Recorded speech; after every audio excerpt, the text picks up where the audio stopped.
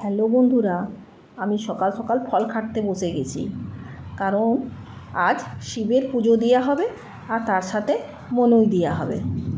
তার জন্যেই আমি সমস্ত জোগাড় আগে থেকে করে রেখেছি। চাল, কাজু, কিশমিশ, দুধ, তার সাথে ফুল তুলে সব রেডি করে রেখেছি। আমরা আজ পুজো দিতে যাব, মানে শিবের মনই দিতে যাব। এই যে এবার আমি নারকেল কুড়তে বসে গেছি, নারকেল কুড়া হচ্ছে, আর এইদিকে পুরোহিত মশাই মনুইটা তৈরি করছেন।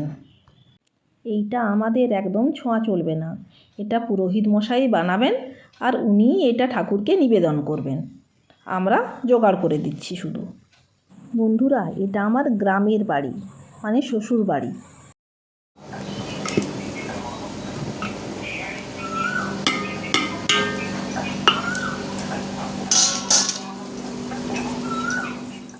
আমি এখন এলাচটা ছাড়িয়ে দিচ্ছি।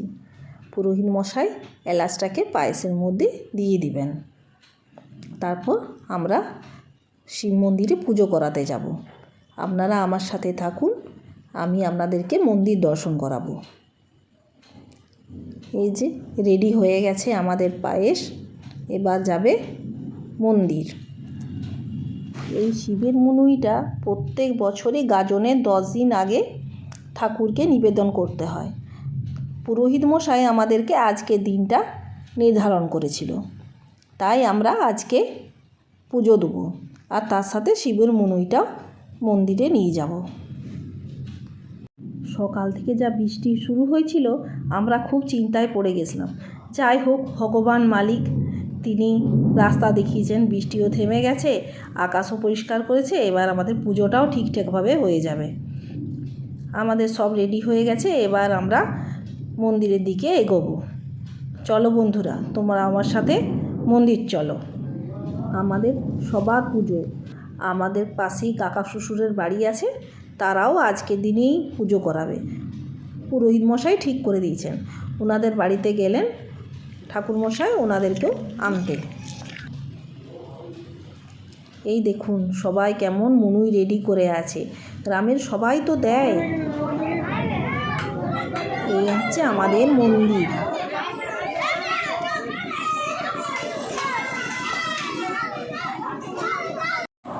বন্ধুগণ, এই হচ্ছে বাবা ভোলানাথ, সবাই দর্শন করুন।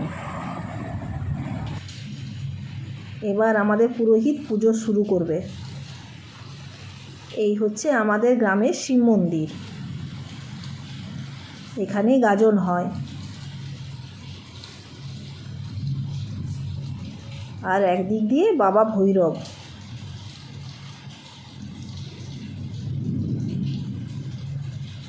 এখানে বাবা ভৈরবেরও পুজো করাবো আমি, মন্দিরের মুখ্য দ্বার।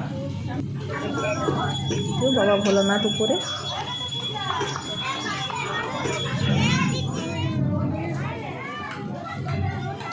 এই যে সবাইকার মনুই তৈরি হচ্ছে এখানে, আমরা বাড়িতেই করেছি।